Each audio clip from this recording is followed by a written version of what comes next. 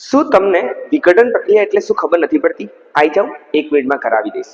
એક પ્રક્રિયકમાંથી 2 અથવા 2 થી વધારે નિપજ બને છે તો તેવી પ્રક્રિયાને આપણે કહીએ છીએ વિઘટન પ્રક્રિયા. સપોઝ માનો તમારી પાસે AB છે, AB માંથી A અને B નું અલગ પડવું એટલે એને કહેવાય છે વિઘટન પ્રક્રિયા. એક ઉદાહરણ લઈએ આપણે, FeSO4 માંથી Fe2O3 SO2 પ્લસ SO3 બન્યું તો આ એક વિઘટન પ્રક્રિયાનું ઉદાહરણ છે. બીજું ઉદાહરણ લઈએ આપણે, CaCO3 છે તમારી પાસે, એમાંથી CaO પ્લસ CO2 બનવું તો આ પણ એક વિઘટન પ્રક્રિયાનું ઉદાહરણ છે. આમાં ઉષ્માની જરૂર હોવાથી આપણે એને ઉષ્મીય વિઘટન કહેવામાં આવે છે. બીજું H2O નું વિઘટન થઈને H2 પ્લસ O2 બને છે તો આમાં વિદ્યુતની હાજરી હોવાથી એને વિદ્યુતીય વિઘટન કહેવામાં આવે છે.